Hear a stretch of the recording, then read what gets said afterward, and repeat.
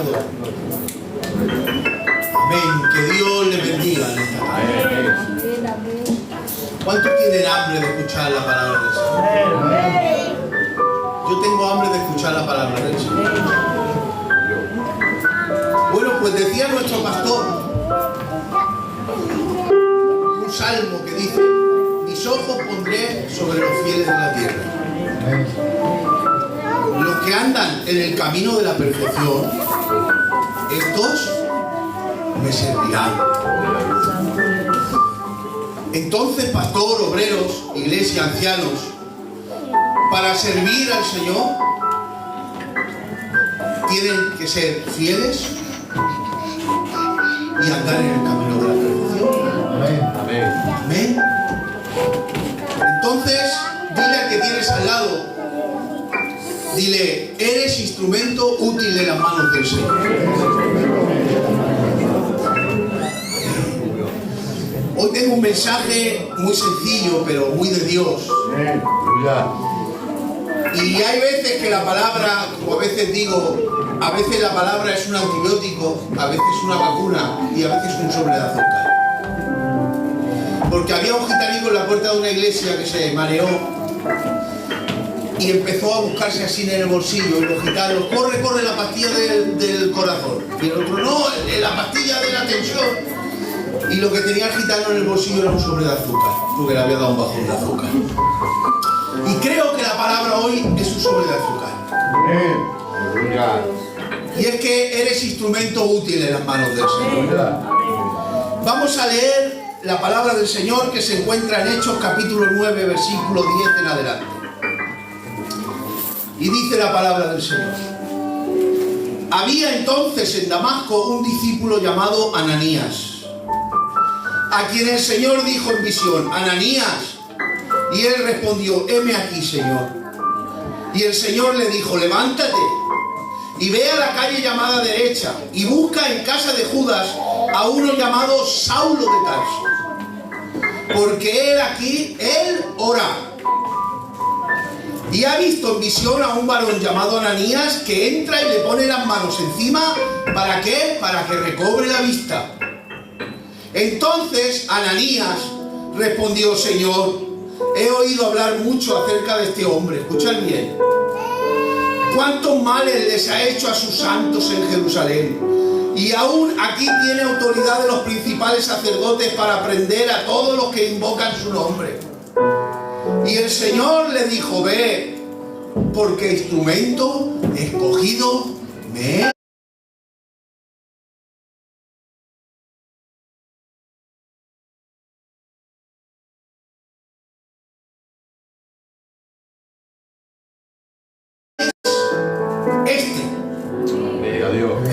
Lo voy a repetir. El Señor le dijo: ve, porque instrumento escogido me es este. Hermanos, me sorprende el Señor. Y el Señor me hablaba con este texto. Y es que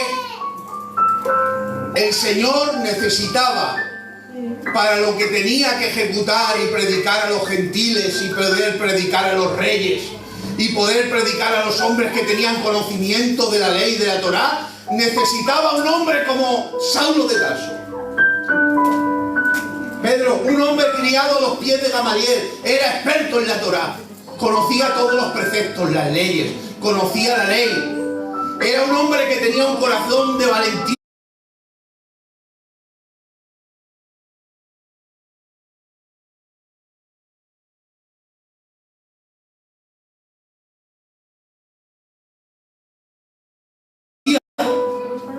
Era un hombre que no lo achicaba nada. Fijaros que después tiene que predicar a reyes, tiene que entrar en las cárceles, lo apedrean, casi le quitan la vida.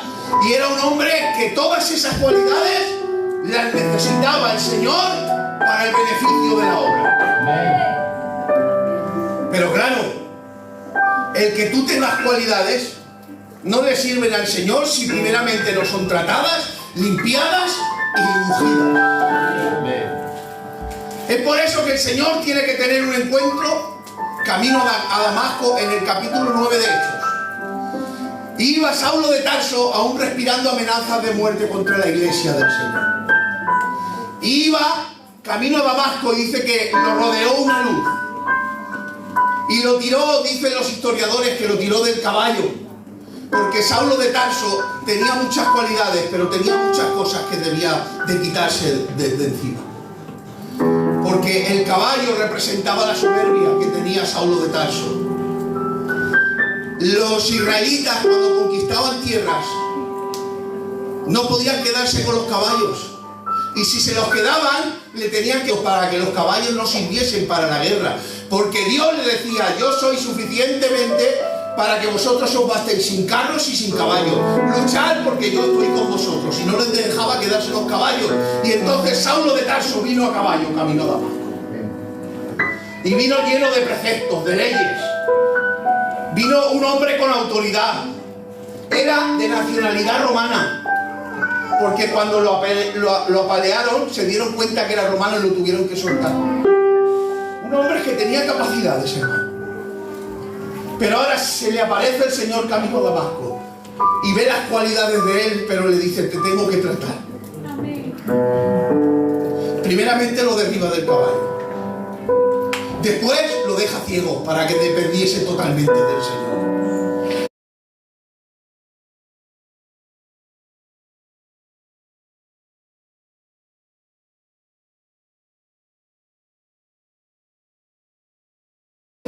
Y cuando lo trata, le dice, en una visión, le enseña que tiene que ir un hombre y tiene que someterse a ese hombre. Y ese hombre le pone las manos y recibe la vista. Y entonces puede ejecutar lo que el Señor le ha dicho que tiene que hacer. ¿Sabéis por qué? Porque el Señor escoge instrumentos para el beneficio de la obra del Señor. Porque la obra de Dios es el que la mantiene. Dios es el que la cuida, pero a lo largo de toda la historia ha necesitado de hombres y de mujeres que han sido de beneficio para la obra. Entonces Dios escoge instrumentos útiles en medio de su obra, pero primeramente los limpia, los unge y los capacita para. Dice: hacer instrumentos en el tabernáculo, los reviste de oro y después los unge con el aceite de la santa unción. Los instrumentos no los dejaba allí José, los dejaba en el tabernáculo, pero cuidado, tenían que ser revestidos de oro.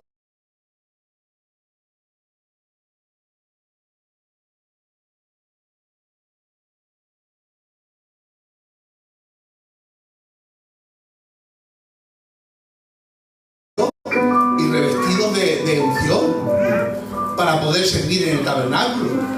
Es decir, cuando Dios nos capacita es porque primeramente hemos tenido un encuentro con el Señor y seguidamente nos ha ungido, nos ha tratado nuestra vida, nuestra mente, nuestro corazón, y entonces podemos ser de utilidad para la obra del Señor. La palabra instrumento quiere decir objeto fabricado o creado o formado que sirve para realizar un trabajo o una actividad. Dios nos ha creado y ahora Dios nos ha tratado para que tengamos actividad en medio de la obra del Señor. Gloria a tu nombre, Jesús. Los obreros, su trabajo. El pastor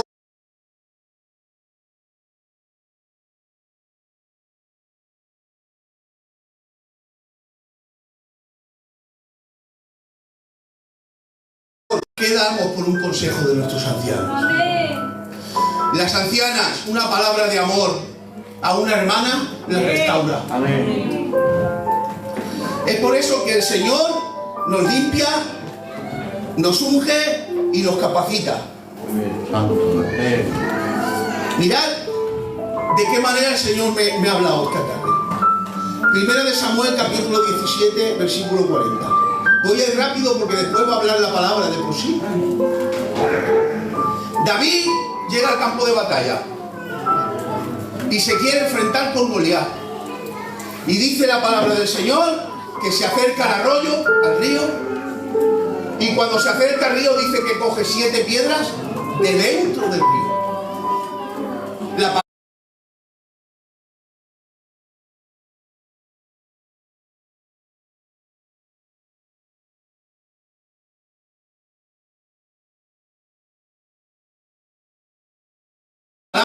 dice que se va a la orilla o coge 7 piedras que se encuentra. Coge 7 piedras dentro del arroyo, dentro del río. Y el Señor me decía, Joaquín ha cogido las 7 piedras dentro del río, porque las 7 piedras han sido tratadas. Me he puesto a mirarlo, tío Alfonso, y el río tiene 3 pasos para alisar las piedras. Una es el sedimento, que es que la corriente hace que se choquen unas piedras con otras y se rompen las puntas, que se ven más. Eso es cuando tenemos un encuentro con el Señor, automáticamente nos perdona, nos justifica, nos santifica. Es el primer paso. Después, la arenilla del río va bajando y va puliendo la piedra. ¿Sabe eso qué es? La palabra, cuando la escuchamos.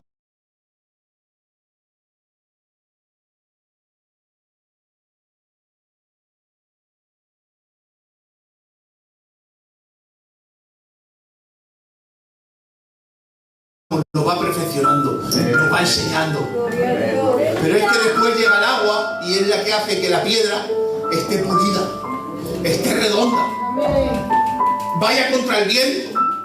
Es decir, el agua que pule la piedra es la oración y la intimidad con el Señor. Entonces, muchos queremos estar dentro del zurrón pastoril, pero pocos queremos estar dentro del río y ser golpeados, ser redondeados y ser pulidos. Y necesitamos en este tiempo hombres y mujeres tratados por el Señor, ungidos y que quieran servir en la obra del Señor.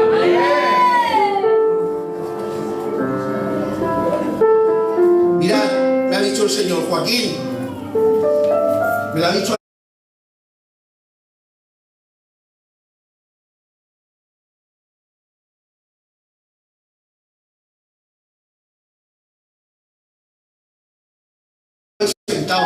Esto es fresco, del horno del cielo. Joaquín, ¿se puede servir roto? Pastor, ¿se puede servir roto? Y me ha dicho el Señor, sí, se puede servir roto. Lo que no podemos servir es sucio. Porque nosotros, dice la palabra del Señor, que somos vasos de barro, pero que Él ha puesto su excelencia en nosotros. Y vale más una vasija rota de barro en las manos del Señor que una vasija de oro en las manos del mundo. Amén. ¿Por qué? Porque la vasija de barro rota, pero en las manos del Señor, está limpia y está ungida. Por eso Eliseo, dice la palabra del Señor, que en la enfermedad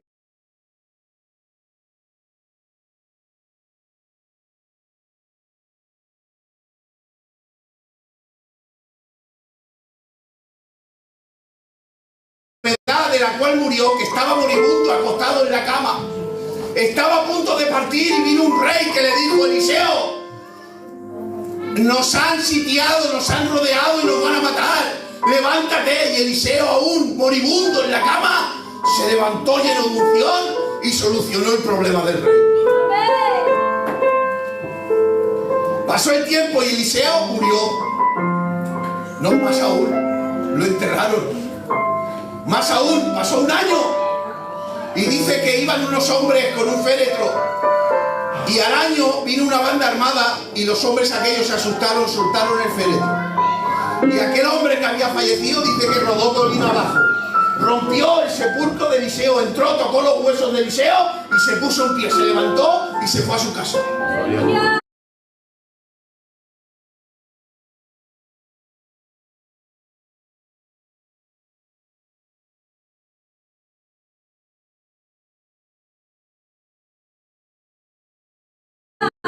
¿Sabéis por qué? Porque lo que hemos sido tratados y hemos sido ungidos, da igual que estemos rotos, da igual que estemos enfermos, da igual la situación por la cual pasemos, aún rotos, ungidos y desesperados, somos capaces de arrimarnos a alguien y darle vida. Porque el Señor ha tratado nuestras vidas.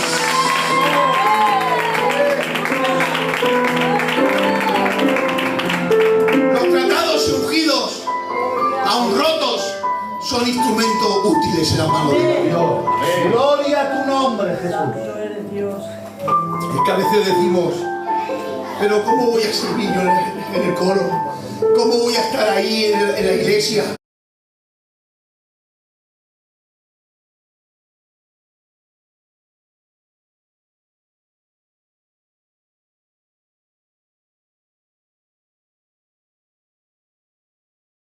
¿Cómo voy a aconsejar si mira los problemas que tengo? Tus problemas no importan. Tus problemas no importan. Acuérdate de esta frase: estás roto, lleno de dolor o enfermo, pero acuérdate que un día te encontraste con el Señor. Acuérdate que el Señor te ha tratado y te ha ungido. Y aún roto en las manos del Señor eres útil. Deshecho en 1000 pedazos en las manos del Señor, eres útil para el Señor. Eres útil en medio de la obra. Ay, no se lo creen. Sois útiles en el medio de la obra del Señor. ¿Queréis que hable la palabra? ¿Estáis bien?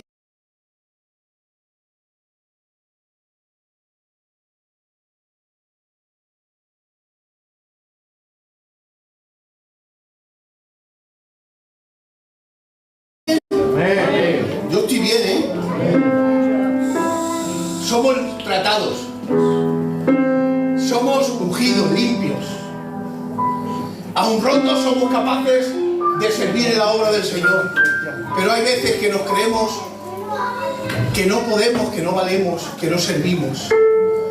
Y hoy aquí viene el sobre de azúcar. Si estáis atentos, os la vais a gozar.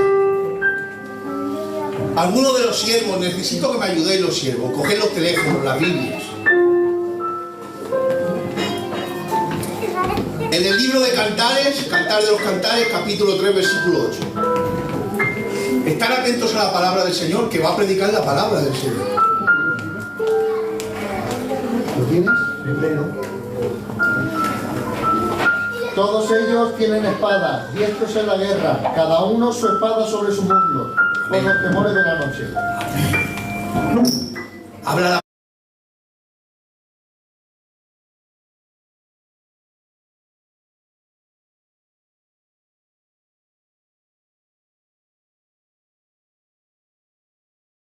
palabra de hombres que tenían espadas en su muslo y que eran diestros con la espada. La palabra diestro con la espada significa que en una pelea el que se acercaba a ellos, más probable era que muriese el que se acercaba a ellos a pelear que muriesen ellos. En medio de la obra ha habido hombres diestros con la espada. Primera de Crónicas, capítulo 8, versículo 39.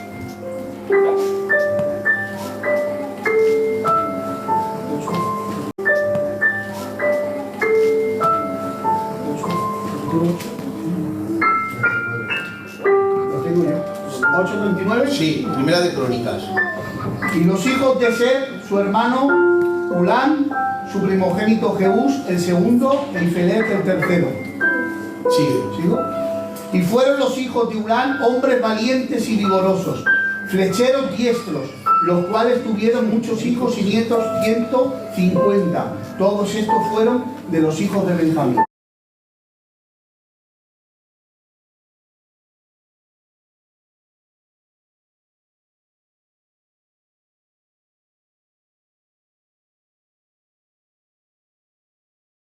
Amén. Hermanos, flecheros diestros cogían el arco y a 500 metros le daban a un hombre entre los ojos. Pues estos hombres han servido en la obra del Señor. Tenían una cualidad, que cogían un arco y podían hacer algo que no hacían los demás. Seguimos leyendo la palabra. Jueces 16, el 2 y el 3.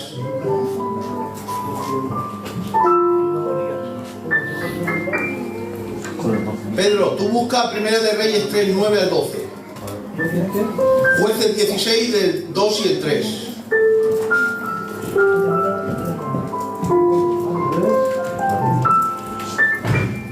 Y fue dicho a los de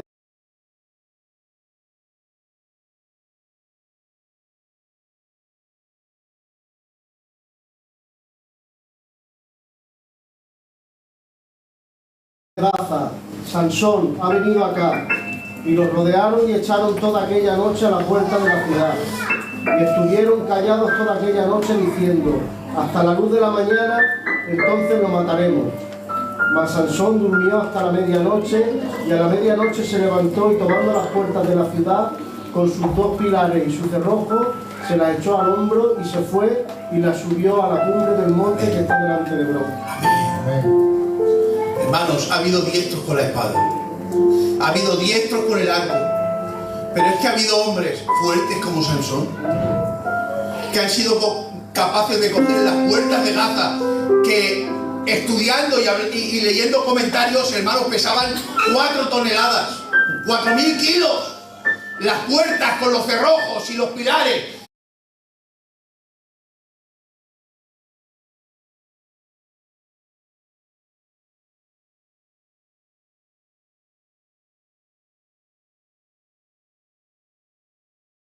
Se lo llevó entero, ¿sabéis por qué? Porque Gaza significaba ciudad fortificada y al quitarle las puertas dejó a sus enemigos descubiertos. Había un hombre con mucha fuerza en medio del pueblo. Lee, Pedro. Da pues a tu siervo corazón entendido para juzgar a tu pueblo y para discernir entre lo bueno y lo malo. Porque ¿quién podrá gobernar este tu pueblo tan grande? Y agradó delante del Señor que Salomón pidiese esto. Y le dijo Dios: ¿por qué has demandado esto y no pediste para ti muchos días, ni pediste para ti riquezas, ni pediste la vida de tus enemigos, sino que demandaste para ti inteligencia, para oír juicio? He aquí, lo he hecho conforme a tus palabras. He aquí que te he dado corazón sabio y entendido, tanto que no ha habido antes de ti otro como tú, ni después de ti se levantará otro como tú. En esto digo, en medio de la obra, hombres sabios. Hombres como Salomón, que dice que no ha habido uno como él, ni antes ni después. Hombres sabios. Él le pidió al Señor sabiduría y el Señor le otorgó sabiduría. Amén. Vamos a leer, pastor, eso que te he dicho. Primera de Crónicas 12:8. Sí. Y también de los de Gad huyeron y fueron a David al lugar fuerte en el desierto, hombres de guerra, muy valientes para pelear, diestros con escudos y pavés. Sus rostros eran como rostros de leones y eran ligeros como las gacelas sobre las montañas. Escuchad bien, por favor, que esto me encanta. Entra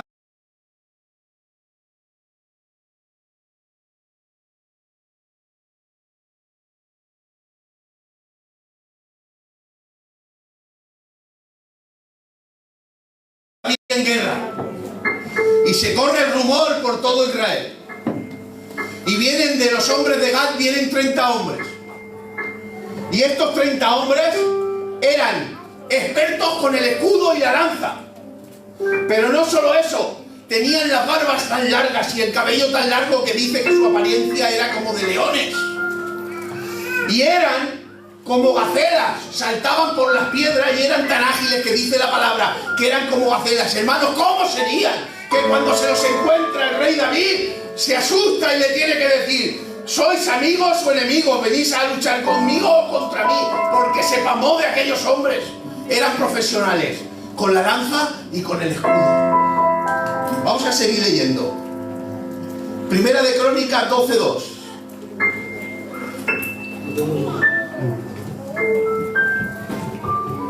Estaban armados de arcos y usaban de ambas manos para tirar piedras con hondas y saetas con arcos. De los hermanos de Saúl,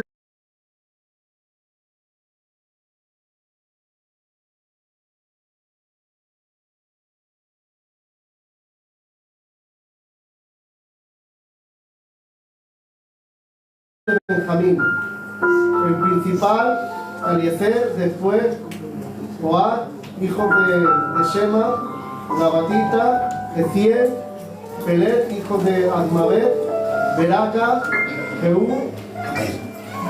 Amén.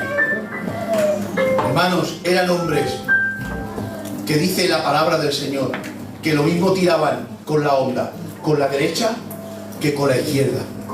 Y dice la palabra del Señor que a 200 metros no erraban a un cabello. Fijaros la capacidad que tenían estos hombres con la honda. Seguimos. Segunda de Samuel 2:18.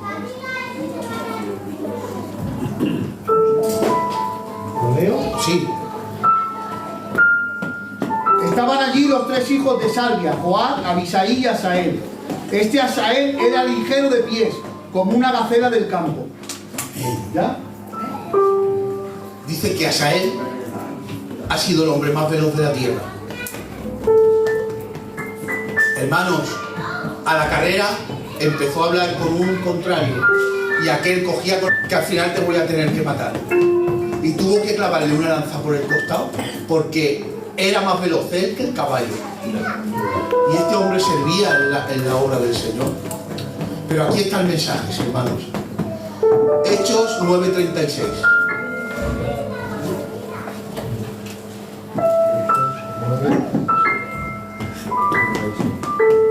Había entonces en Jope una discípula llamada Tabita, que traducido quiere decir Dorcas. Esta abundaba en buenas obras y en limosna que hacía. Amén. ¿Sabéis? Tabita solo cosía vestidos y daba limosnas. Pero dice la palabra del Señor que cuando Tabita faltó y murió, el pueblo entero lloró. Y todos fueron a buscar al siervo del Señor. Y le dijeron, por favor, necesitamos que ores por ella, resucitará. Y el siervo del Señor oró por ella. Y Tabita Dorcas volvió a la vida. Y este es el mensaje que tengo en esta tarde. El Señor es capaz de utilizar a los reyes. El Señor es capaz de utilizar a hombres diestros con la espada. El Señor es capaz de utilizar a hombres que con la honda tiran y no llegan a un cabello. Pero el Señor es capaz de utilizar a una simple mujer que cose vestidos para la obra del Señor. Para Dios no importa qué cargo ocupes. Para Dios no importa dónde estés en medio de la obra. Él te ama, Él te quiere, Él te utiliza porque eres un hijo y una hija redimido por la sangre del Cordero. ¡Santo! El Señor es capaz de utilizar a hombres diestros con la espada. El Señor es capaz de utilizar a hombres que con la honda tiran y no llegan a un cabello. Pero el Señor es capaz de utilizar a una simple mujer que cose vestidos para la obra del Señor. Para Dios no importa qué cargo ocupes. Para Dios no importa dónde estés en medio de la obra. Él te ama, Él te quiere, Él te utiliza porque eres un hijo y una hija redimido por la sangre del Cordero. ¡Santo! ¡Santo!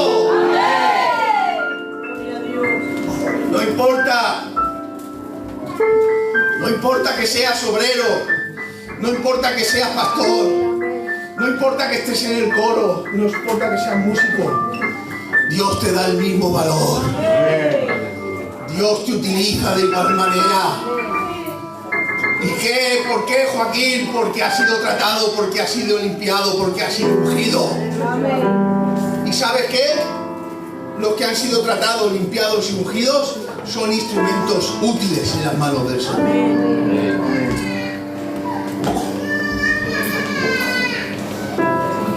Había una tacilla, con esto termino.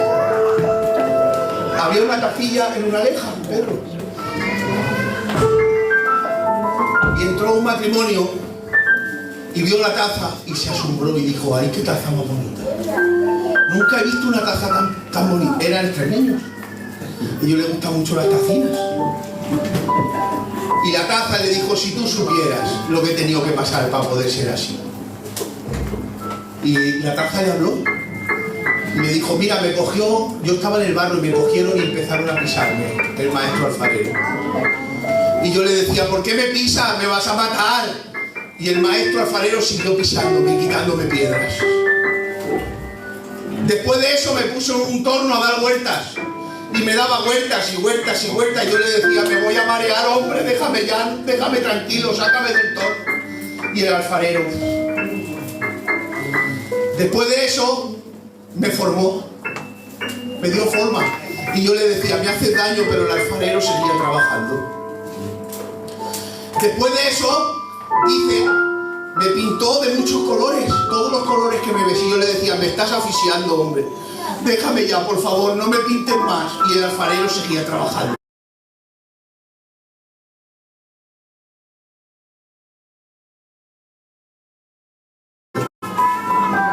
Después de eso me metió en un horno. Y yo le decía, me voy a quemar, me muero, me achicharro. Sácame ya. Y el alfarero me miraba por el cristal del horno y me hacía, no, no te saco. Pues después de eso calentó el horno más. Y siguió calentándolo el horno, tía Sole. Y entonces la taza le dijo, mirad, si el alfarero no me hubiese pisado, aún tendría piedras. Si el alfarero no me hubiese dado vueltas en el torno, no me pudiese haber dado forma. Si el alfarero no me hubiese pintado, no tendría los colores que tengo ahora. Si el alfarero me hubiese hecho caso y me hubiese sacado del horno de fuego, me hubiese roto a la primera de cambio. Lo que hizo fue darme dureza.